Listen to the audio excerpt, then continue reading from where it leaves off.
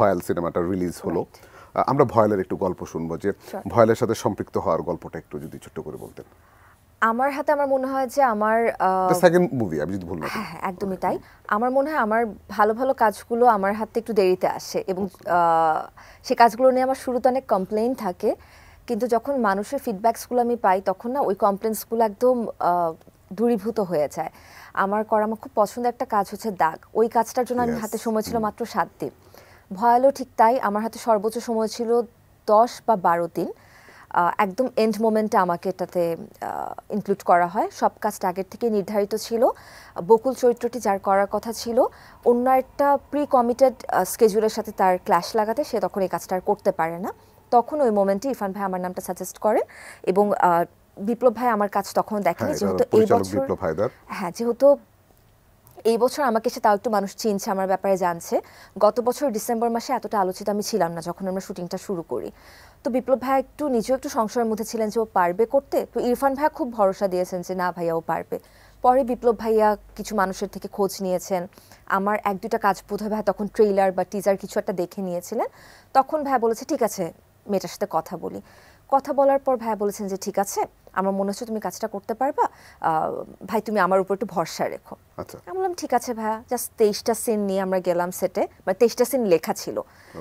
তো এই দিক থেকে ভাইয়ের সাথে আমার সিং করতে একটু সময় লাগছিল, কারণ আমাদের এর আগে বসার সুযোগটা ছিল না। ভাইয়া নিজেও প্রি প্রোডাকশন একটু দৌড়াদৌড়ির মধ্যে ছিলেন, আর যেহেতু পুরো স্ক্রিপ্টটা আমার হাতে নেই, কিন্তু আমাকে পুরোটা ব্রিফ দেওয়া হয়েছিল যে প্রথম থেকে শেষ পর্যন্ত কী হচ্ছে। পুরোটা ব্রিফ না পেলে তো আমি কাজটা করতে নিশ্চয়ই আগ্রহী হতাম না। তো পুরো গল্পটা শুনে আসলে এত ভালো লেগেছিল আমার কাছে, তখন মনে হয়েছে যে লেটস ডু দ্য ওয়ার্ক। আমার কাছে মনে হচ্ছে যে কাজটা ভালো কিছু নিয়ে আসবে। এইখানটাতে একটা জিনিস আমরা দেখেছি যে 18+, আসলে এটা কি কারণে? আচ্ছা, 18+ এর আন্ডার আসলে অনেক কিছু পড়ে। এটার মধ্যে ভায়োলেন্স পড়ে, এটার মধ্যে আমাদের সমাজে ঘটে যাওয়া ঘটনাই, কিন্তু যেটা আসলে আমরা ডিরেক্টলি বলতে পারি না। সেজন্য আপনি দেখবেন কিন্তু সামাজিক মিডিয়ামসগুলোতেও কিন্তু কন্টেন্টটাকে ব্লার করে দেওয়া হয়, নিচে লেখা হয়েছে CY, আর দেখার জন্য আলাদা একটা পারমিশন লাগে যে আমাকে ট্যাপ করতে হয়।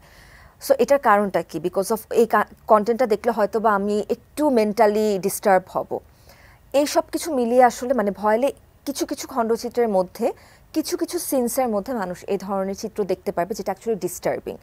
সো আমি বলবো যে এটা যারা সেন্সর সার্টিফিকেশন বোর্ডে এই মুহূর্তে আছেন, আমি তাদেরকে ধন্যবাদ জানাই। আমি শুনেছি যে এটা নিয়ে অনেক বছরের আন্দোলন ছিল, যে বিশ্বের অনেক দেশেই আছে যে আন্ডার 16, আন্ডার 30 অনেকগুলো গ্রেডিয়েশন করা। ইভেন তো আমাদের OTT প্ল্যাটফর্মসগুলোতে এটা আমরা দেখি, দেশের বাইরে বা আমাদের নিজেদের দেশগুলোতেও আছে, কিন্তু সিনেমার ক্ষেত্রে নাকি এটা ছিল না।